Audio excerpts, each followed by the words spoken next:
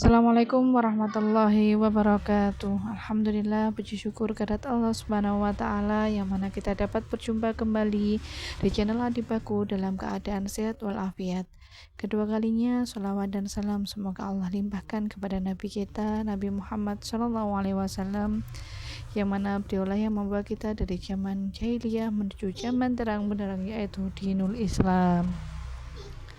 Para audien Adibaku yang dirahmati Allah, marilah kita bersama menyaksikan kajian Guspa dari awal hingga akhir supaya tidak menimbulkan kesalahpahaman. Apabila ada kesalahan, saya mohon maaf yang sebesar-besarnya. Judul hanyalah pemanis, tidak bisa mewakili keseluruhan isi video tersebut. Akhir kata, wassalamualaikum warahmatullahi wabarakatuh. Selamat menikmati dan selamat menonton. Jangan lupa bantuan like dan subscribe-nya ya teman-teman. Terima kasih. Sekarang yang benar-benar Zalazil itu Sam itu mulai Irak, Libanon, ya macam-macam. Sampai netong wae. Zalazil wal fitan itu kata Nabi. Fa asyara ila Syam. Nabi membuat isyarat di Syam. Sekarang pembantian terbanyak di mana? Di Syria. Nah kalau seperti itu jelas ini barang ghaib yang Nabi zaman Sugeng disebut dan diriwayatkan oleh khiyaru ummati kayak Imam Bukhari, Imam Abu Dawud, Imam Nasai. Kemudian itu kita tahu lewat kita belajar dan tahu secara nyata sekarang terjadi. Assalamualaikum warahmatullahi wabarakatuh. Bismillahirrahmanirrahim. Ya banyaklah cerita-cerita. Mbak Sayyidina Ali itu masyhur. Dia ada fitnah Siffin, ada fitnah macam-macam, perang BD. Kalau ditanya, kamu tidak takut mati? Tidak, mati saya ada seperti itu. Tapi kamu tidak takut mati, fitnah sudah disifin. Tidak, mati saya ada seperti itu. Nanti yang kena itu kepala saya. Sampai kena jum-jumah gini, terus pas sholat subuh. Jadi enggak di situ. Jadi mati itu sudah ngerti. Tidak, mati saya ada seperti itu. Tenang. Ketika beliau sudah saatnya ajal meninggal, mau sholat subuh, malamnya sudah bisa tidur. Semua sifat-sifat malam yang diceritakan Nabi, ya ini kayaknya malam ini. Beliau aja ini serasul, gak ngimai subuh, gitu masalah. Mlebu metu. Tapi kok harus ngimami subuh karena ya seperti itu gitu. Ya sudah akhirnya beliau ngimami subuh terjadi pembunuhan. Utsman ya sama seperti itu, ketika beliau perang ya pede saja. Siap ditanya, enggak, mati saya ada seperti itu. Karena sudah diceritani Nabi. Nanti kamu matinya seperti ini, seperti ini. Terus ketika beliau dikepung mau mati lah, ini ajal saya. Memang gambaran mati saya seperti ini. Ya mati betul.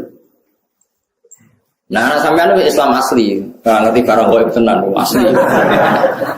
Itu asli orisinal Mas. Ya, sesuai fitrah. Memang fitrah manusia itu tidak ngerti barang gaib. Jadi masih orisinal teman. Memang bener-bener tidak ngerti. Jadi bagus lah itu masih. Masih original jadi masih itu. Tapi kamu nggak usah menafikan yang ngerti, yaitu tadi ya. Alimul ghaibi fala yuzhiru ala ghaibi ahadan illa man irtadha mir rasul. Allah itu zat yang tahu barang gaib, dan barang gaibnya itu tidak akan dimengertikan kepada siapapun kecuali pada yang dipilih Allah. Tentu termasuk Rasulullah. Sehingga Rasulullah itu tahu detail. Makanya masyhur kan hadis uridot aliyah dzunubu umati, setiap dosa umatku diperlihatkan ke saya. Saya tahu sampai ada orang yang dosanya karena ndakok upil atau ndakok napa umbel ning gone masjid. Aku ya roh ganjarane umatku. Ganjaran paling gede wong sing ngresiki masjid sampai ketika Nabi. Engko ning akhir zaman ada seperti ini. Nah termasuk fitnah akhir zaman Nabi ya cerita. Nanti ada pasukan gini-gini pakai tahta royatin sauda, pakai ini macam-macam itu detail sekali. Nabi ngendikan itu detail sekali fitnah akhir zaman. Wa daru zina, sebenarnya akhir zaman zina terang-terangan. Ya, tadi ini prostitusi terang-terangan tenan itu banyak hadis-hadis seperti itu. Ya termasuk ono hadis meskipun tidak ada di Al-Kutubus Sittah, sebenarnya akhir zaman qalilun ulama katsirut kutubah. Ulama ilmu sidik tapi sing balik pirang-pirang. Kowe ngingkari ora iso. Qalilun ulama'u katsirin kutubau. Sebenarnya di akhir zaman ulama sedikit tapi tukang khutbah. Nah, saiki kejadian ini. Iya ta ora? Tapi Nabi ngendikane 1400 tahun yang lalu. Ya tetap dimengertikan. Nah, makanya alimul ghaib itu ya boleh.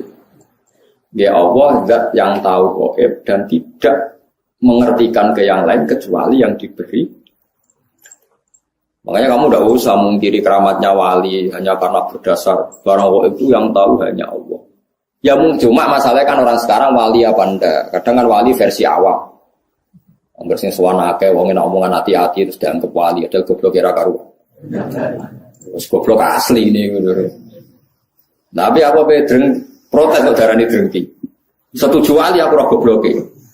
Wis menengah wis barno enggak mati-mati dhewe, ayo mati ra yo mati. Kok repot, nek wae mati ra kok. Jadi ada sekian contoh di mana Nabi itu kelihatan tahu. Yang paling gampang sama ndelok hadis sahih. Itu kelihatan sekali. Misalnya Irak. Irak itu ngeri betul. Irak itu mal'un, ardun mal'unah, bumi yang dilaknati ya Irak. Karena Babylon yang menyerang Baitul Maqdis itu ada di Irak.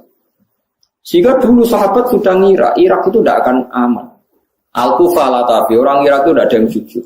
Said Husain dibunuh di Irak, Sayyidina Ali dibunuh di Najaf. Setelah itu ada pembantaian para ulama zaman Khalifah Ma'mun. Orang dipaksa mengatakan Quran makhluk, akhirnya banyak pembantu. Terus ada dinasti Abbasiyah, dinasti Fatimiyah, macam-macam sampai sekarang. Terakhir Saddam Hussein banteni orang Syiah Kurdi, barang Kurdi kuasa Saddam Hussein. Jadi kalau ulama baca itu, ya sudah. Hunalika zalazil, memang di Irak itu penuh zalazil, penuh apa? Guncangan. Terus Allah kalau bikin nama sudah didesain kalau yang akan terjadi seperti itu. Said Husain ketika diminta orang Kufah ke Kufah, beliau itu pertama di Medina. Orang Kufah minta beliau hidup di Kufah. Kata orang-orang Kufah, nanti engkau di sana dihormati. Ada 30.000 orang yang membiak engkau sebagai khalifah. Said Husain percaya. Konsultasi sama Said Abbas bin Abdul bin Abbas ya, Abdul bin apa? Abbas berarti nak ngundang nopo paman ya. Abdullah bin Abbas bin Abdul Muthalib. Husain, Sayyidah Fatimah, Rasulullah Abdul Muthalib. Paman ya, paman mbah, paman misanan. Itu kata Said Abbas Al-Kufah Latafi. Wong Kufah orang Arab bener, kebodohan cung kuwi kamane cara Said Abbas Abdul bin Abbas paling kebodohan. Said Husain ajarnya tahu, firasatnya tahu kalau beliau mau kebodohan, tapi ngendikan, tapi aku janji. Dan para habaib riyen pantangannya nyulayani janji. Tapi aku janji purun man, paman. Ya wis gak apa-apa berangkat. Orang berangkat setelah mendekati Karbala, itu bahasa Arab Karobun itu susah. Balaun itu bala, ya kalau bahasa Arab Karobun itu susah, balaun itu bencana. Dalam Said Husain itu tanya, mahada, ini apa? Ada Karbala, niki Karbala. Said Husain langsung spontan ngendikan, ada Karobun wa bala, ya iki mari susah. Ternyata adalah beliau dibantai ya di Karbala. Itu coba. Nah, dari dulu namanya wis Karbala, sebelum kejadian itu pun namanya sudah Karbala. Itu maknanya wis Karobun Babala. Ya itu seperti itu. Jadi gak mungkin orang-orang spesial gak tahu itu gak mungkin.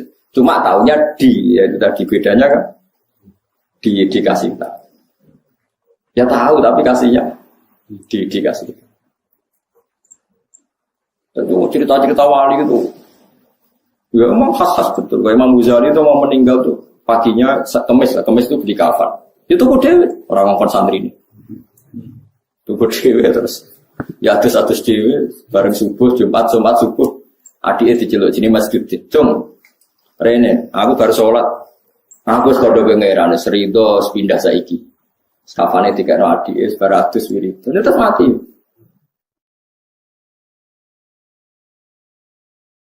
Rokok kue nggak ngelowong, gak lapor ke opo, gundul berangkat, gak sopan pak. Itu jadi tuku kapan dia tenang ya tuku. Adi mengenang terakhir tuh pas habis subuh ngendikan, ya Allah arido bil intikal ila malikil mulki. Mun kalau saat ini rido pindah ke alam malikil mulki, pasti ya kak pindah ke pundut. Kapan ya terus kamu tuh. Ya tapi yang ngertinya di lagi banget. Nah itu orang yang dalam jarak 1 hari itu gak ada yang sholatnya terlambat Imam Ghazali ikut menyolati. Karena sudah dikasih tahu Imam Ghazali, "Sok teko lho ya aku mati." Jadi sing jarak sedina ya desa teko. Ya sing ngundang Imam Ghazali. Ya teko. Kan kok teko gak terlambat, jadi wis ngerti. Ya tapi lagi-lagi ngertinya di ngerti. Jadi tadi Allah itu yang paling tahu alam ghaib dan tidak memberikan yang orang-orang kecuali yang di. Ya boleh kalau yang di ya banyak. Nah tentu yang untuk Nabi mujma'alah karena ada hadisnya. Yang untuk wali ada yang percaya ada yang enggak. Itu kan urusan masing-masing. Nah aku milih percaya. Jadi wali kekasih pangeran tetap sakit mawon. Wong inna wa ala kulli syai'in qadir, yang mustahil bagi Allah itu apa? Kan tidak ada yang apa? Mustahil. Ya buktinya kayak Ihya di karang Imam Ghazali berapa ratus tahun yang lalu. Itu nyatanya populer sampai sekarang. Dan itu banyak makalah yang menjadikan beliau keramat sampai sekarang. Orang tahu semua, antar wali tahu. Lah kira wali terus ra percaya, repot. Itu gale ana wong di desa miliar, kowe dhuwit 2000 ora duwe. Mustahil ana wong di dhuwit. Dhuwit 2000 angel ra karuan. Wah yo repot tambah antem kromo ngono. Bapak ra di dhuwit terus ora percaya ana wong duwe. Kula sampai sekarang yo kayak gak percaya mosok ana di 2000. Kok kula ora tau desa moto. Tapi kula waras yo percaya yo ono lah, kowe ono ngono jen Mas. Banyak itu keramat-keramat seperti itu. Nah, kalau menyaksikan di kitab Bukhari itu, kalau kan sering belajar Imam Bukhari, hampir yang diriwayatkan Imam Bukhari dan Nabi yang ngendikan itu memang nyata. Dan itu diriwayatkan dengan PD-nya Imam Bukhari sebelum itu terjadi. Yaitu tadi kayak Fathul Konstantinopel. Konstantinopel itu ketika hadis diriwayatkan itu masih dikuasai pasukan Romawi. Imam Bukhari riwayatnya yang gloyer ya percaya. Paling parahnya Sayyidina Umar. Masyhur kalau nanti cerita tentang mereka ini tambah tasdek iman be Rasulullah Shallallahu Alaihi Wasallam. Nabi seneng guyon pas perang Khandaq itu kan Nabi sangat terdesak. Ini coba berkobar Nabi perang Khandaq sudah kelaparan itu cepat guyon ini. Salman mau nutup waktu gak kuat terus Nabi lapor Nabi ya Rasulullah ini ada batu besar yang mau tadi godam saya itu tidak kuat, gancur saya itu tidak kuat. Nabi dilapori ngoten beriku terus mendet air didoni disiram. Terus mikwal niku nggih gancur bahasa Arabe mikwal. Dipendet wae Salman terus dia gancokno Nabi. Niku ada sinar sampai ke Turki, sampai ke Istana Putih ning Jordan. Istana Putih riyen posisine persis ning Jordan. Nah darani Al-Qasrul Baida. Jare Nabi, kowe roh apa Man Salman? Itu sinar apa ya Rasulullah? Somben kerajaane umatku tok Gedung Putih musim teng Jordan. Jadi Nabi nak darani order, nopo? Order. Ya Salman ya percaya wae. Diduduk meneh tok Turki. Di Jordan itu yang kata orang Jordan sih Philadelphia atau apa yang asli itu yang di Jordan, yang di Amerika itu niru. Memang itu betul secara sejarah mau di Jordan. Wong munafik ku ngenyek Muhammad itu tambah jadi pelamun sejati. Wong dekne iku diperangi wong kafir delik-delik gawe Khandaq, gawe parit saking wedine kok mimpi menaklukkan Romawi. Tambah gedeng Muhammad. Jare wong nopo? Wong munafik. Tapi sahabat tetap percaya wae. Lho Nabi dikomentari ngono ya ora gelo ya tenang ya. Wong nabi ora Mustafa. Bareng ngono sinten itu Suraka itu elek ndik. Diguyoni ben Nabi. Toh Suraka kowe gelem nganggo mahkotane Raja Romawi. Ya Suraka jape, ya purun ya Rasulullah, ya sampeyan kowe sing nganggo. Ini kan ada Umar krungu, sahabat krungu semua di depan umum Nabi ngendika.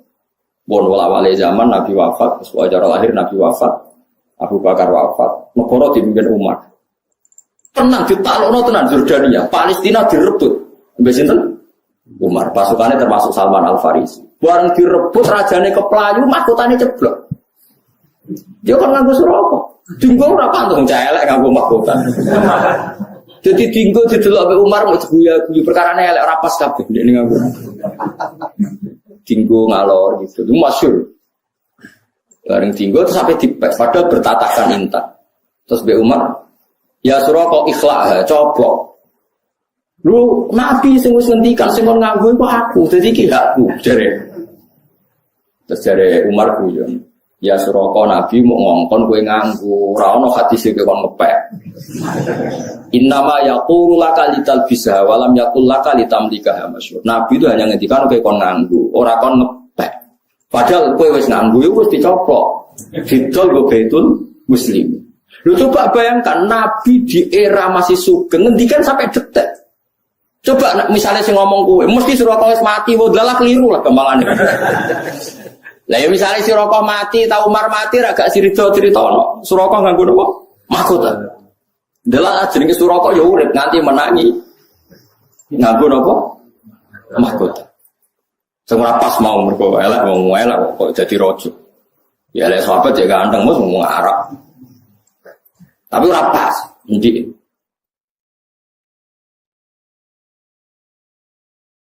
Lah kayak seperti itu ya Nabi tahu tapi dingertikan. Makanya Nabi ngendikan tak hadis sahih, uti itu khazainas samawati wal ardi wa uti itu masyariquha wa magharibiha. Sebagian lewat wazuwi ali mulku ummati. Aku didudono endi bumi sing aku dikekno pangeran. Nan aku ngerti sok mbentuk endi wae kerajaane umat. Akhirnya Nabi iso cerita Syam, cerita Jordan, cerita macam-macam, termasuk cerita lataf tahunnal koston Tonia, walaupun fikunna kunuza fi sabilillah. So ben kowe iku iso nguasai Konstantinopel. Padahal zaman itu Turki wis dekat Casablanca. Casablanca itu dekat Spanyol, wis barang.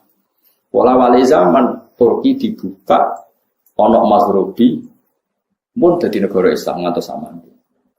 Paham? Padahal itu diriwayat Imam Bukhari tahun 200. Ngenteni 600 tahun untuk menjadinya. Lah iku gaib napa gaib? Gaib, tapi bisa karena di tadi napa? Di. Jadi mulane kula suwun sampeyan ora usah melo aliran semacam-macam. Enggak bisa orang gaib diketahui selain Allah itu tidak tahu. Ya kalau yang dikasih tahu ya tahu. Ya kalau yang dikasih tahu ya tahu. Cuma masalahnya kan kita tidak mungkin mengklaim termasuk orang yang dikasih tahu karena mungkin masalahnya sampean kan tidak wali. Kan mau ngangkat wali sampean kan yo berat lah maksudnya berat. Berat. Tapi ya Allah ala kulli syai'in qadir. Ya bisa saja. Jadi eling-eling ya. Jadi ayat sing teng surat tepat surat Jin. Pokoke jesa likur di antara Allah mensifati zatnya apa alimul ghaibi fala yuzhiru ala ghaibi ahadan illa man irtadha bir rasul. Jadi Allah itu zat yang tahu barang gaib, sesuatu yang gaib, dan barang gaib itu tidak akan dingertikan ke sembarang orang illa man irtadha bir rasul. Jadi ada istilah kecuali orang yang diberi ridha Allah. Lah min rasulin itu min bayannya termasuk rasul. Jadi ketika ulama min rasulin itu bukan hasr hanya rasul dah, termasuk yang diridhoi itu diantaranya min rasulin.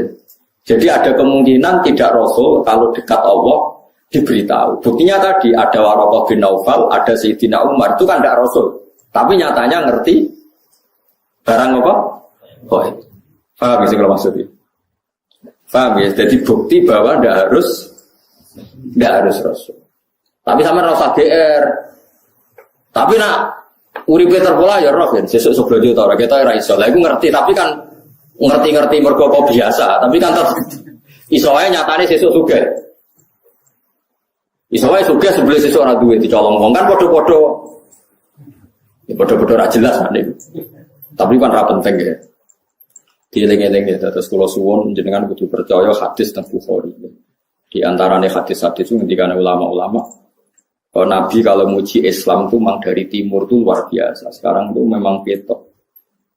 Nabi itu nak bakas Islam mau minal masyrik ambek maghrib. Kok wetan, kulon, kumulon, kutok, putih Casablanca, gitu. Maghribi, terus Turki, ngetan saya itu ke Indonesia. Jadi Imam Nawawi sekarang maju nih ya. Kadang ngirawati percaya tapi dia ini ulama. Apa tak percaya model wali deh. Mulanya Islam itu angel berkembang di Janubi dan Simali. Jadi Islam itu dicap Nabi pokoknya narang ngetan kulon. Jadi jarang sing janub itu sisi utara atau ke selatan. Cara mau naik jek sugeng ya tak bagus. Mungkin memang sisi utara selatan, kutub utara, kutub selatan bener-bener ya angin. Nah itu memang modern betul loh Nabi itu. Nabi itu ada yang ngitung, itu ada profesor di Mesir. Sekarang orangnya masih hidup. Itu Nabi itu pernah nebak beberapa kota itu diukur meterannya itu sama persis. Yaitu pas ngitung luas pintu surga. Pintu surga itu luasnya antara kusen satu dan kusen yang lain. Ma baina misra ayil jannah. Misra itu segamane kusen apa musnah terus kene. Sing digoni apa itu? Sing digoni engsel lho jadi. Gawang ya, gawang yang satu dengan yang lain itu kama baina Ailah wa Basra. Pokoknya Nabi nyebut daerah-daerah kalau enggak kayak Mekah Ailah yang Mekah Basra itu dihitung oleh orang sekarang itu dihitung jaraknya sama. Persis sekian ratus kilo. Padahal Nabi ketikane ya kayak glonyare ya santai ketikane. Pokoknya gampang swarga iku kaya antarane Madinah iki utawa Madinah iki. Kota yang disebut itu beda-beda tapi diukur sekarang itu persis. Meterannya itu sama. Padahal Nabi kan enggak tahu meteran. Wong Nabi ku umi. Itu karena dingertikan. Ini karena kayak tadi wajah ala binal bahro ini. Tanya ilmuwan siapa saja itu tahu kalau antara air tawar sama air asin, ketemu kayak apa itu pasti ada sekat, ada hadis. Ya Nabi ada tahu wong umi, tapi menjadi tahu karena diberi. Itu dihitung itu so persis.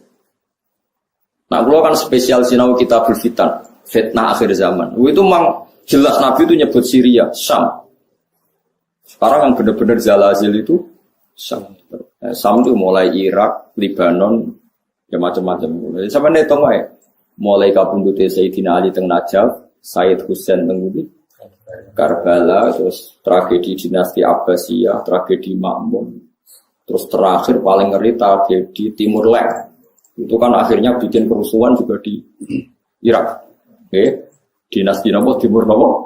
Leng. Jenis macam-macam terus sampai mergi wau Babylon itu kota sihir. Raja Babylon ini yang dulu menghancurkan apa? Baitul apa? Maqdis. Mulane dianggap pangeran wong Babylon ora iso tenang.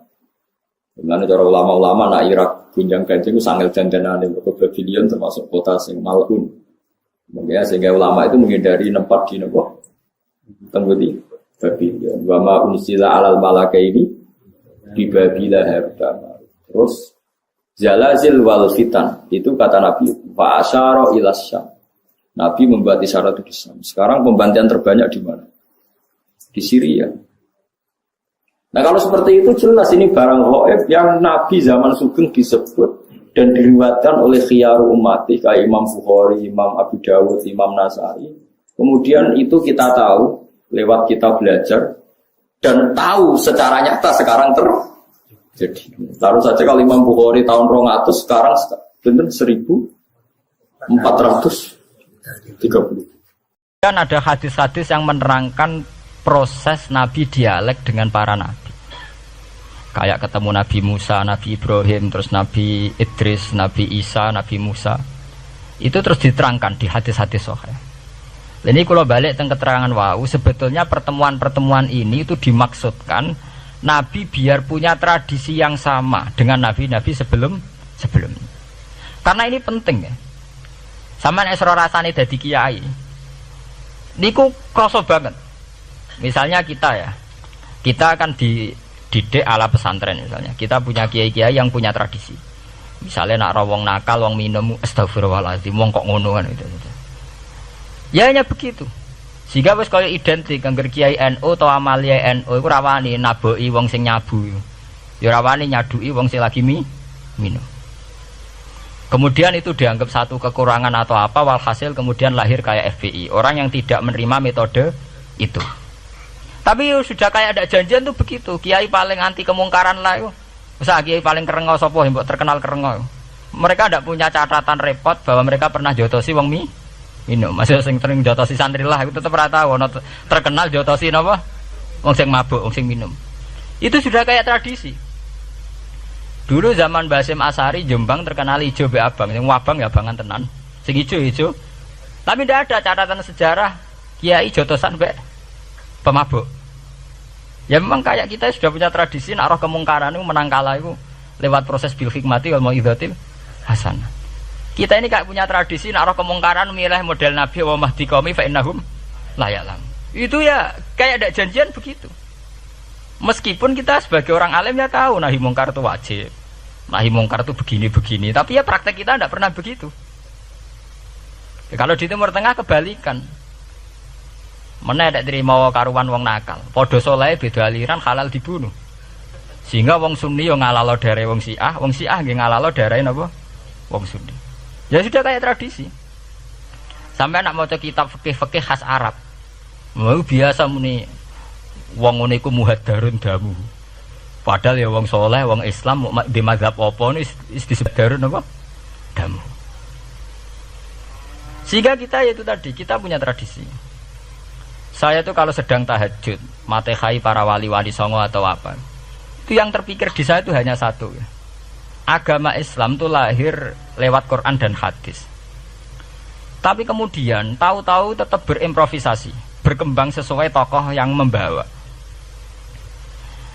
Sampai kalau melihat Islam di India dulu sampai perang besar-besaran, kemudian zaman Abul A'la Al-Maududi, zaman periode Muhammad Iqbal, sampai India pecah, kemudian jadi Pakistan yang bernegara apa? Islam, karena banyak konseptor Islam yang tidak setuju negara sekuler. Akhirnya mereka misah jadi negara Islam Pakistan. Kemudian Timur Tengah juga begitu. Karena Timur Tengah sudah Islam semua, masalahnya itu diislamkan ala Sunni atau ala Syiah. Iran menjelma sebagai aliran Syiah. Yang Sunni dianggap sesat, halal darah. Irak zaman Saddam Hussein pemerintahan Sunni. Sing Syiah dibantai sehingga wong Kurdi do mati. Era Saddam keok gentenan Saddam sing di bantai.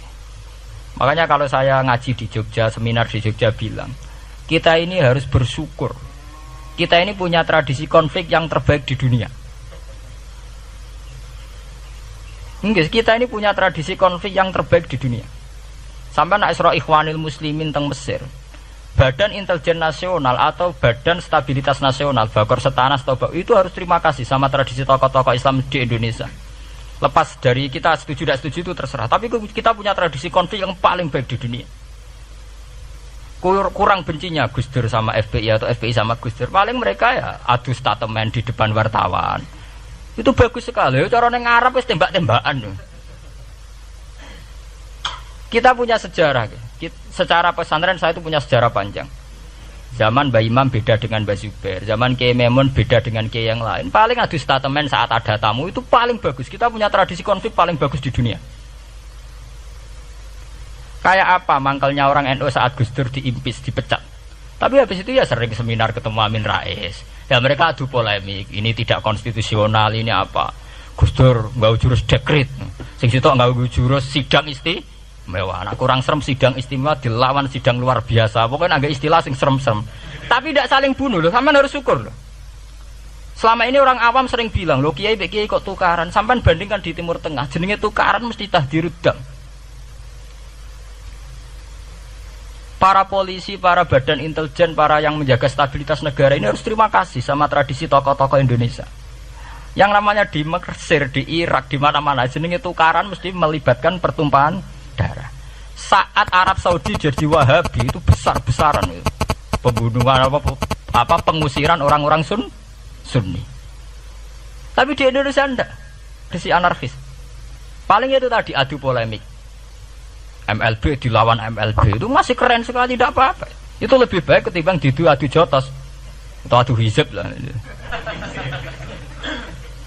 Itu masih bagus.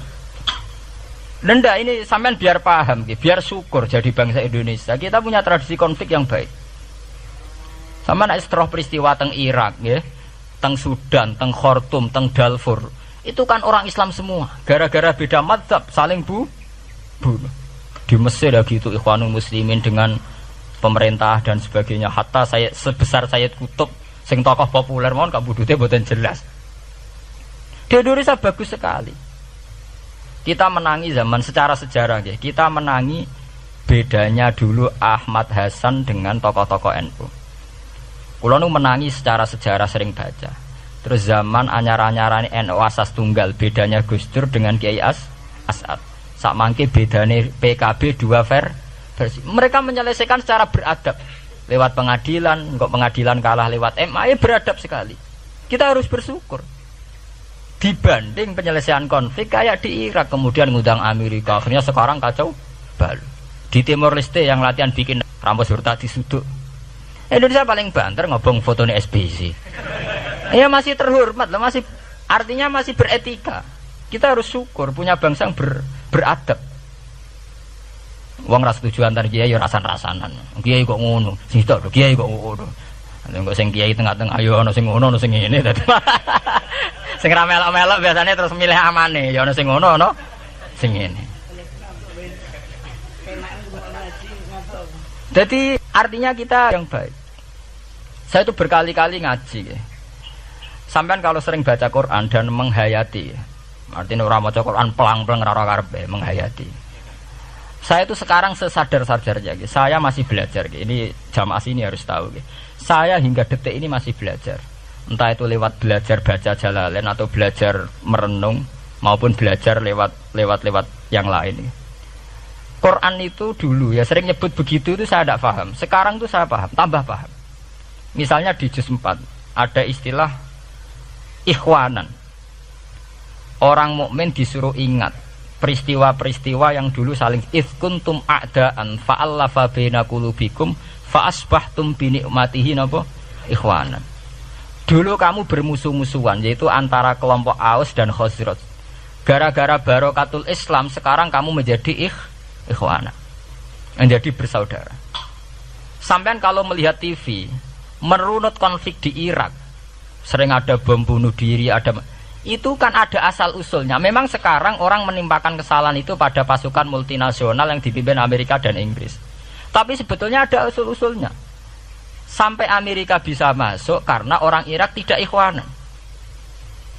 Tidak apa? Yaitu ada Syiah, ada Sunni, mereka saling menikam, saling bunuh. Sehingga karena ada ikhwanan ini pihak ketiga masuk, yaitu tentara multinasional.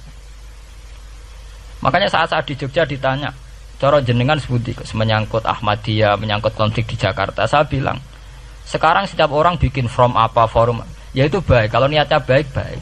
Tapi andaikan saya ditanya Tuhan nanti, hak kowe iku kelompok apa? Pokoknya angger NU atau Muhammadiyah ajak mayoritas, aku milih salah sitok itu.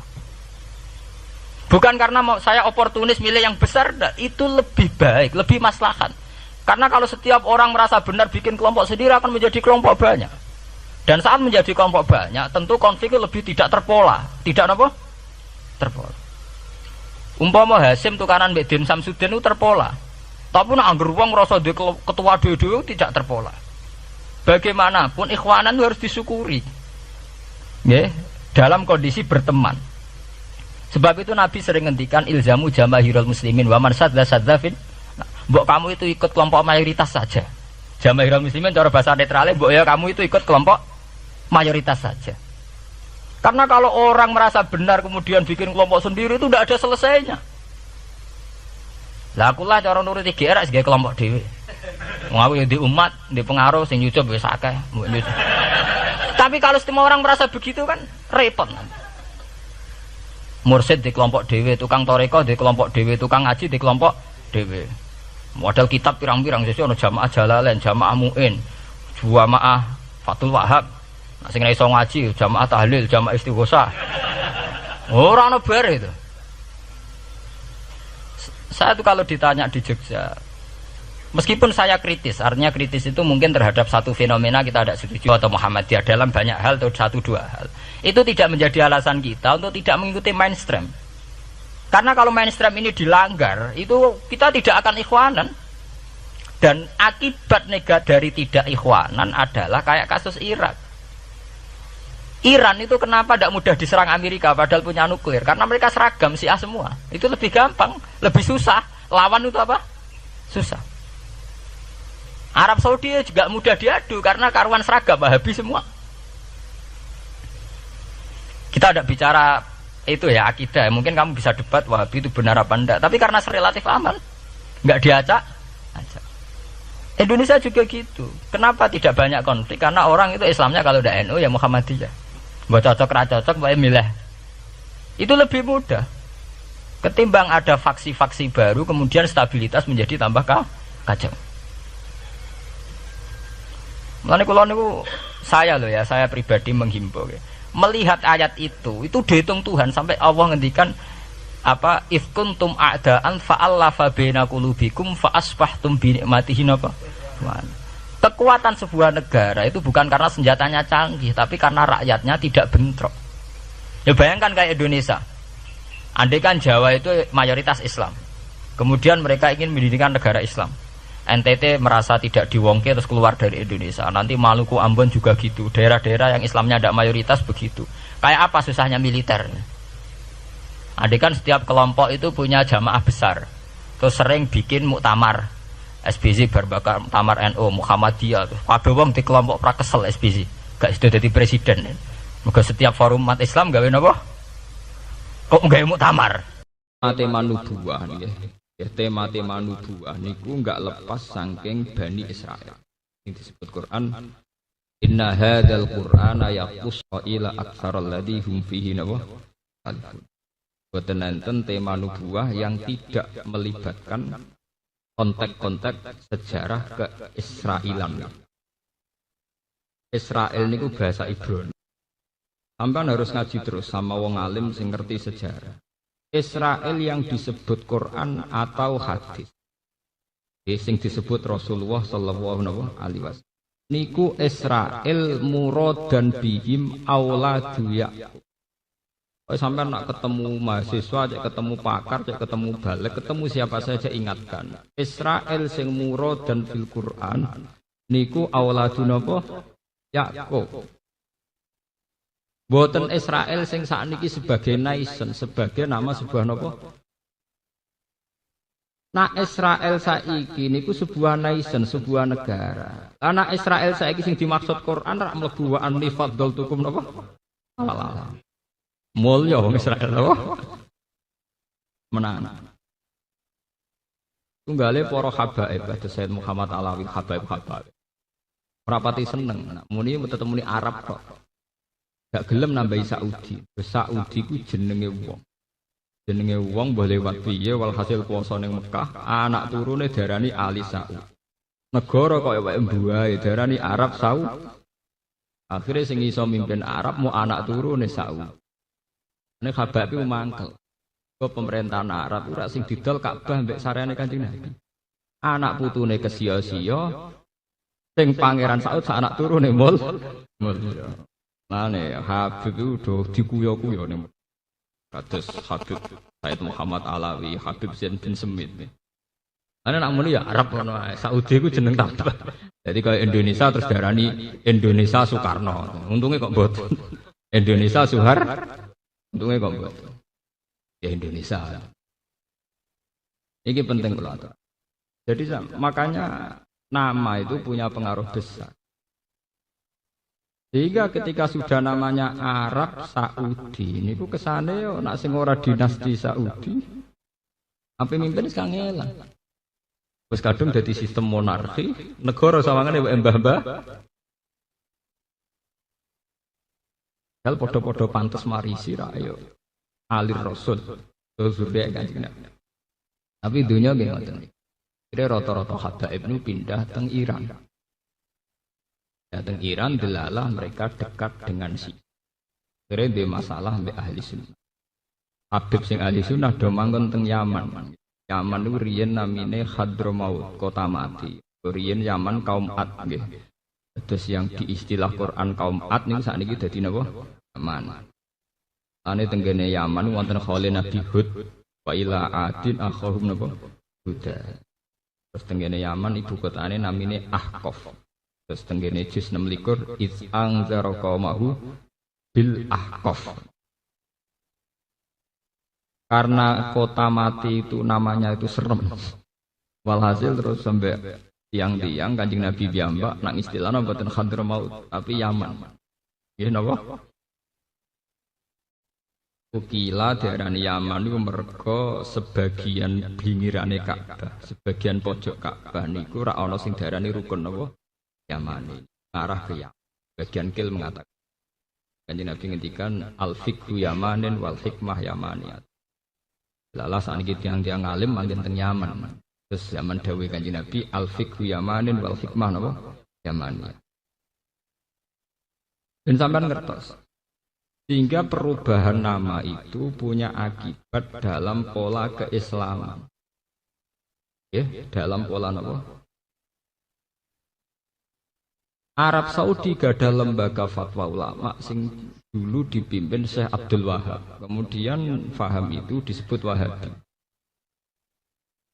Ahli sunnah punya pakem mudawwan, buatan pakem hakikat ya, pakem mudawwan yang dibukukan, kemudian pengikutnya disebut ahli sunnah wal jamaah.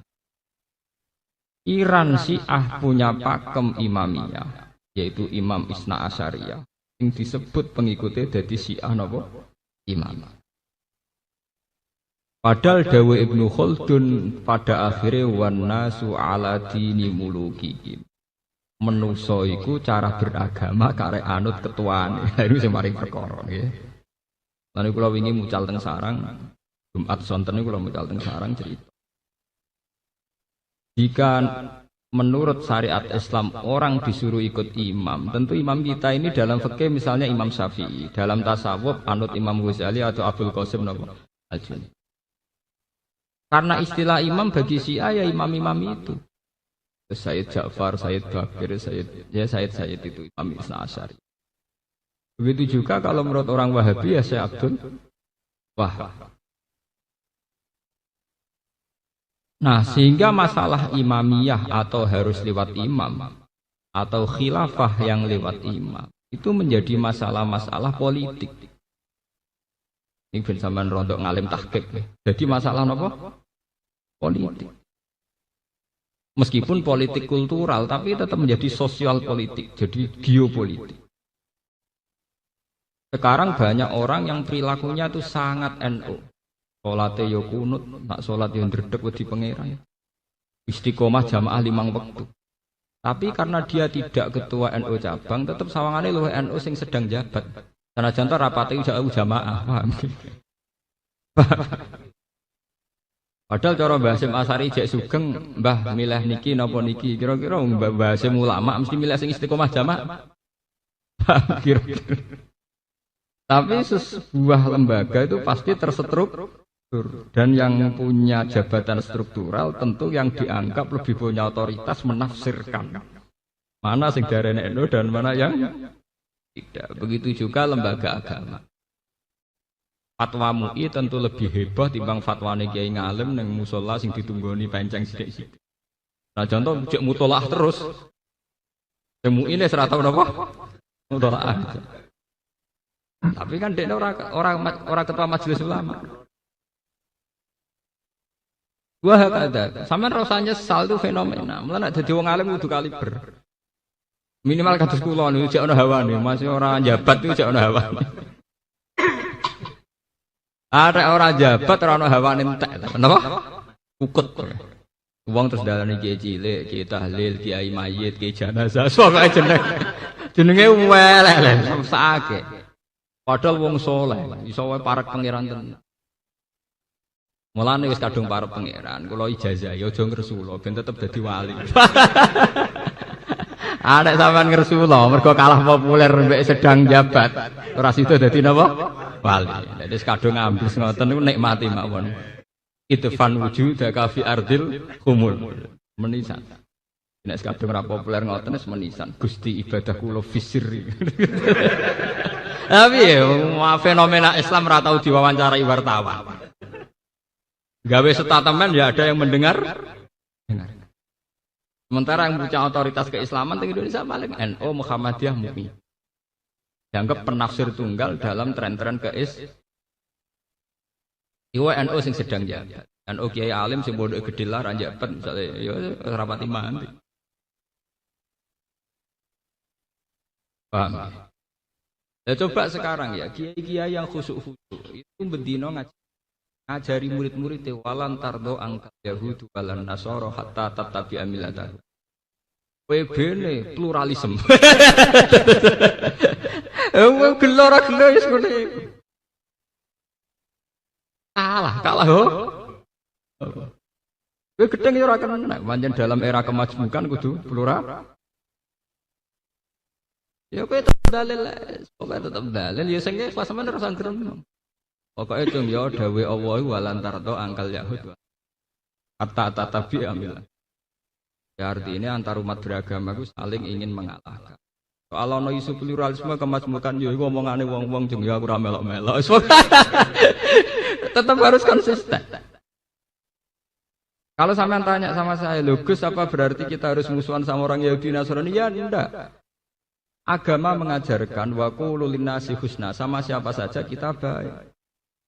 Tapi kita baik ini berdasar perintah wa qulu linnasi husna, bukan dengan alasan yang dibuat khas faham-faham modern sekarang, yaitu misalnya atas nama sekularisme atau atas nama pluralisme. Kita sebagai ulama punya ciri khas sendiri. Paham? Jadi kalau nyuwun kiai-kiai yang alim, yang punya istiqomah ngajar, terus yang punya keyakinan pada kebenaran, harus konsisten dan tidak usah nyesal. Atas kula nu mboten ate nyesal. Di umat kok sampean ra jelas mboten ate nyesal. Oh, dadi kiai ini kudu siap ikhlas, mboten malah lara hati. Jadi kiai gedhe niku salame templek nu ngangge cek. Wis ngoten jelas komitmen. Mbek sampean sowan pisan cerita masalah. Jadi kiai ra ikhlas lara, malah nyeksa hati. Wis sowane ra nggawa-nggawa lapor napa? Lapor napa? Masalah. Masalahnya seru. Bojo minggat IP drengki. Lah umpama ora ikhlas wis lara kabeh. Dadi kiai kados kula niku lara. Anggere ikhlas nggih ampun. Ngono omongane wong laporan ya ibadah. Ngono umat ngeluh ya napa? Bar. Wes gak usah nganggo terminologi modern. Konsultasi 1 jam berapa? Ora usah malah lara ati. Iku lho terangaken. Nah sekarang Israel yang sekarang balik. Israel yang sekarang itu nama sebuah nation, nama sebuah negara. Di mana pada batas teritorial tertentu yang di dekat Palestina itu bernama teritorial yang dibatasi sebuah undang-undang disebut nation bernama Israel. Kemudian di sampingnya atas nama nation pula, negara pula disebut Palestina. Katanya situ ada Libanon, ya ada. Nah, Israel yang dibicarakan Al-Quran dan hadis itu auladiyah, anak turunnya Nabi Sinten. Dan itu ujung-ujungnya nanti termasuk Nabi Muhammad. Mergo lagi misanan minduan. Mulane wong Yahudi Nasrani niku ketika Muhammad menguasai cerita tentang Nabi Musa, niku kaget. Nek apa Quran kok sering nyeritakno Nabi Musa iku cara saiki ini so ilmiah. Ben ulama Yahudi roh jebule yang menguasai cerita tentang nabi mereka. Jebule malah Nabi sinten? Muhammad. Paham ya? Nek apa Quran kok sering bakas ceritane Nabi sinten? Musa. Kok persaingan ilmiah, persaingan intelektual lu Kanjeng Nabi Muhammad mek pakar-pakar Yahudi, pakar-pakar Nasrani. Dan cara Jawane agul-agulane mereka ternyata Nabi Musa itu cerita Nabi Musa dikuasai betul oleh Nabi Muhammad. Bahkan tradisi Nabi Muhammad itu banyak yang terinspirasi oleh tradisi Musa. Kalau Kanjeng Nabi zaman teng Madinah nih di hari Tasu'a banyak orang-orang Madinah puasa. Padahal mereka sudah Yahudi yang menyimpang. Yahudi sing napa? Kanjeng Nabi takok, hari apa ini sehingga kalian puasa? Yaumun najawwahu hari Tasu'a Asyura ya Asyura. Ini hari najawwahu fihi Musa. Hari di mana Allah menyelamatkan sinten? Kanjeng Nabi wangsul kandha teng para sahabat, antum ahaqqu bi Musa. Kamu ini pengikut Musa yang sebenarnya, bukan mereka. Mereka sudah harusnya kamu lebih puasa. Hingga puasa Asyura disunatkan. Itu tidak ada kaitannya dengan Nabi Muhammad, itu kaitannya dengan Nabi sinten? Musa. Paham ya? Nah terus ana akal-akalan fikih niku sing kula ora sampean setuju kena ora ya. Nak poso tanggal 10 pas mirip wong Yahudi. Lah trene hukum fikih niku kudu beda mek wong Yahudi. Akhire aja poso tanggal 10 tok tapi dimulai tanggal 9 ben. Mane teng fikih-fikih wonten ijtihad wa min sama Karena inginnya itu beda mbek wong Yahudi nak kadung ra poso tanggal 9 disunatno poso tanggal 11. Ben tetep Kalau zaman teng sarang sering cit. Aku ya mesti beda. Lah beda piye Gus? Wong poso aku ora. Aku kepengen beda kok posone repot ra karuan. Lah aku ora pati kuat poso, nek aku pengen beda ya nek wong Yahudi poso aku ora poso. Ngapain beda kok repote ora karuan. Kali anut sunah Kanjeng Nabi. Kanjeng Nabi nak nglakoni ngamal sunah itu kadang dilakoni kadang ora. Qobliyah, ba'diyah, terus termasuk sholat qiyamul lail itu kadang dilakoni, kadang ora. Dan Nabi menunjukkan saat gak dilakoni, beliau menunjukkan supaya jangan ada kesan bahwa itu Makanya kalau sering cerita, kalau ulama sih rodok nakalan, tapi tetap mlebu swarga. Mergo wong-wong anut sunah Nabi dilakoni. Kalau anut Nabi sing ora nglakoni niku. Nggo nunjukno nak sunnah. Jadi kula pas meninggalkan pun dalam konteks sunnah Rasul. Dan itu sah, kalau ulama itu apa? Sah. Dan ulama harus menjaga konstitusi ini. Jangan sampai semua ulama itu melakukan sunat terus menerus, nanti dikira wajib. Tapi sing ulama sing sudah tidak ada rawan disudzoni, artinya orang itu yakin kalau itu ulama. Aku sampean kukut, tapi kan sampean ratraweh tepuk. Lalu kalau itu biasa. Saya tuh kalau terawih 30 hari Ramadan mesti buatan terawih 2 atau 3 kali. Ya buatan delik gitu biasa gitu apa-apa. Karena bahaya sekali kalau ibadah sunat kemudian menjadi apa? Wajib.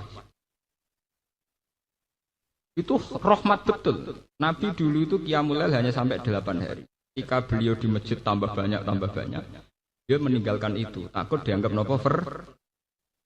Efek dianggap fardu itu bukan karena malas begitu. Bahaya sekali, bahayanya itu begini.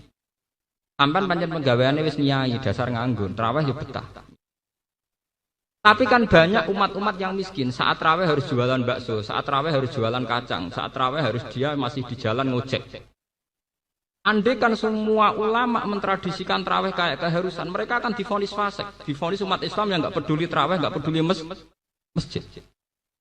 Tapi dengan tradisi tetap itu sunat ya enggak. Mereka tetap kita bilang orang-orang Islam yang soleh, yang tolabul halal. Orang-orang Islam yang baik, yang sekarang tolabul halal, cari rezeki. Ini penting. Kalau ulama itu pasti cara berpikir begitu, bukan karena malas. Jadi sampean boleh niru saya asal dengan kapasitas visi yang kayak saya, paham ya? Tidak apa-apa, ini khas ulama. Bahkan seorang Aisyah yang zaujatu Rasulullah SAW, beliau pernah menyimpulkan begini. Wa in kana Rasulullah la yada'ul amala wa huwa yuhibbuhu ma khafata ayyufradu alaihi.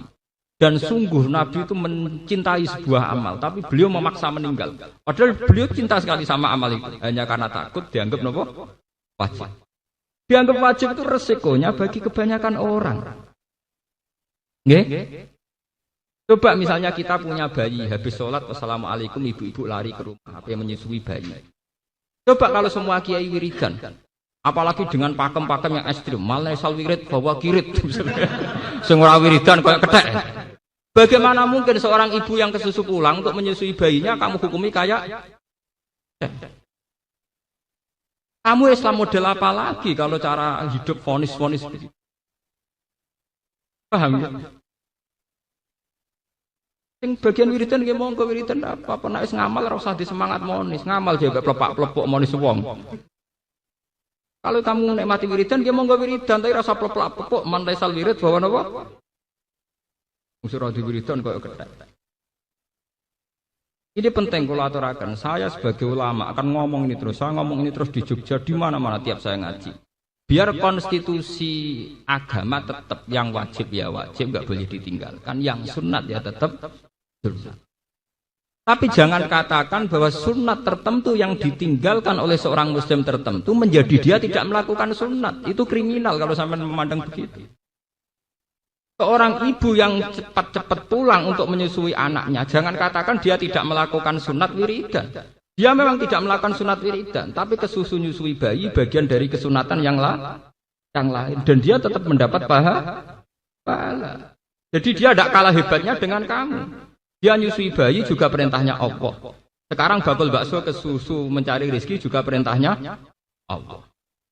Atus kula sebagai ulama baru sholat jarang kula. Ya mutolaah. Ulama harus lebih banyak mutolaah karena ciri ulama itu mengajar. Ngajar itu identik dengan bela. Aku sampai kan makome abid. Sinau ora paham. Wis ada wiridan ora repot. Kira-kira sinau bingungi. Engko entuk ilmu sitok malah nyesatno. Kula niku dalam hal ini itu sering saya utarakan, biar kita tidak saling vonis, tidak saling menyerah.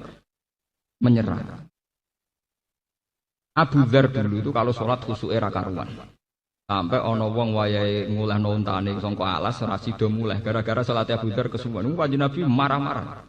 Afattanun anta ya Abu Dzar, apa kamu ingin bikin Islam ini bubar gara-gara wong sholat makmum kowe kecewa kabeh. Sampai Nabi itu punya aturan yang mungkin kalau orang senang wiridan itu tidak siap. Tapi ini hadis sahih. Kalau kamu sholat jadi imam, itu fal yukhafif, harus cepat. Fa inna fihim ad-dha'ifa wa dzal hajat, karena di antara mereka pasti ada orang lemah dan yang punya banyak kepentingan. Maka Rasulullah idza shalla wa sami'a sautan nabi khaffafa sholata, fa khafata ayyakuna fihim ummuha. Nabi ketika sholat jadi imam kok dengar anak kecil nangis cepat takut di antara. Nabi ketika sholat jadi imam kok dengar anak kecil nangis cepat takut di antara makmumnya itu ibunya. Paham ya? Ini penting kalau aturakan. Jangan kira orang yang tidak wiridan kemudian tidak melakukan perintah Allah, tetap melakukan perintah Allah. Cepat ngurusi bayi itu juga perintah. Begitu juga sampai yang terawih monggo terawih, tapi yang sedang jualan bakso di terminal orang-orang Islam yang soleh yang ngojek juga sedang dalam perintah Allah karena tolabul. Sampai misalnya takok ngotot, yo terawih sih ora apa-apa. Terus bariku kerja bareng. Pertanyaannya bisa dibalik. Nak sampean berhak bertanya begitu, mereka juga berhak. Ada bakso sik terawih kok dalu ya kena. Kowe nek dadi kiai aja nakalan, orang lain juga berhak cerdas, paham ya? Paham ya? Kiai-kiai nak terawih jam 8 kok jam kerja. Mungkin jam 2 kena waya wis mulai. Diwalik ngono. Coba kalau mereka balik gitu, sampean apa berani ditantang begitu? Kowe nek dadi kiai aja menang-menangan, paham ya? Sampean berani enggak ditantang gitu? Kan tidak berani itu.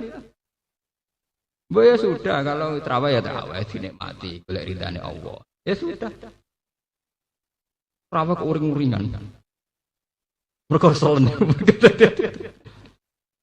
Paham ini penting ya. Seorang ulama harus ngomong ini terus. Biar konstitusi keislaman tidak hancur oleh ritual-ritual yang sebenarnya dari awal berketentuan sunnah. Tapi ulama tuh sampai nak sing biasa terawih ya terawih mau. Bahaya sekali kalau sampai tidak terawih. Orang tidak jelas kalau tidak ibadah itu mau apa tuh. Malah dok sinetron. Orang yang tidak jelas itu cari ibadah yang umum-umum saja, enggak resi. Sampai tidak usah istihad. Yang boleh istihad itu hanya ulama, paham ya? Yang tidak ulama tidak usah apa? Ya umumnya orang saja, umumnya terawih. Ya sudah sampai ikut. Tapi jangan coba-coba mengeneralisasi, menyamakan masalah. Jangan ngira yang sedang tidak terawih, sedang tidak dalam perintah Allah itu jangan sampai. Itu tidak baik. Apa? Di Ihya itu ada cerita. Sampai cari nanti di kitab Fadilatul Kasbi. Ya, Fadilatul Kasbi. Di Ihya itu Imam Ghazali cerita di antara fadilahnya orang kerja. Suatu saat Nabi itu di masjid, bareng canom-nom sih gagah-gagah, canom-nom, derek Nabi kafdang masjid. Karena belum memulai iktikaf, beliau itu masih di teras, masih di sufah, masih apa? Di sufah di teras. Pas beliau masih di teras, ada seorang pemuda gagah liwat. Cara sakniki nggo pacul apa ning nggone sawah. Tapi Mekah ora ana sawah, Madinah ora ana sawah, pokoke ning kebon. Terus jare canom-nom sing seneng iktikaf niku komentar halakana jaladuhu fillah. Saya iku cek siale umpama gagahe energike dienggo itikaf ra apik. Mosok gagahe ngono men kedonyan ngurusi kebon. Ngurusi dunya lah kare. Apa komentar Rasulullah? Halla taqulu kadzalik. Kamu jangan komentari demikian. Dia kerja itu untuk nafkahi anak istri, enggak perintah Allah. Atau dia punya ibu yang renta untuk mencarikan makan ibunya juga itu perintah. Akhirnya sahabat sadar bahwa tidak hanya mereka yang sedang ibadah. Jadi jangan kira yang hanya sing ngeloni masjid tok sing ibadah. Dari awal Islam mengatakan kerja itu ibadah, tijarah ya ibadah, mengajar di SD juga ibadah, menolong orang di jalan-jalan juga apa? Akhirnya diketahui kalau fununul ibadah, warna ibadah memang banyak sekali. Akhirnya zaman Nabi tidak ada vonis yang sedang itikaf, ya monggo itikaf, menikmati ibadah itikaf. Yang sedang ke kebun dan mencari rezeki juga nikmati itu sebagai ibadah. Akhirnya nyaman. Yang kesel itikaf, yang ujung-ujungnya dikai mangan sing seneng ning kebun. Paham ya? Lane kiai kuno duwe cerita. Niki cerita kiai kuno, nek niki ora ono hadise wong cerita. Ana wong mondok kakak adik. Kiai ini ku makrifat. Sing adike ku kakake men sinau terus. Ora tau masak. Adike pegawean masak, gak pati tau sinau. Kakake ngamuk, wong kok amen ngliwet oleh sinau kapan. Wong amen ngono. Lah dia lalawe ditakdir rong pati seneng sinau. Walhasil wal awal zaman sing disenengi kiai ini wadike. Sing didongakno ngalim ya adike. Isuk kakake diceluk. Goblok. Kowe ku ngalim kok napa? Goblok. Mestine pertanyaanmu ku diwali. Kowe ku iso sinau mergo ana sing masak. Kowe nek ora ana sing masak ra mangan ra iso napa? Sinau. Mestine takokmu ngene sinau masak bareng sinau krana iso mangan kok. Nek ra mangan ra iso napa? Mestine adek mesti takok ngono sinau terus ra tau masak sing. Padha kowe iso itikaf ning masjid iku jebule ya nakalan, mentang-mentang bojo PNS wis ana mangan hari itu. Jebule ke itikaf krana duwe pakanan. Ndak artinya sesuatu yang sakral ternyata sering bergantung sama yang profan, sing dunia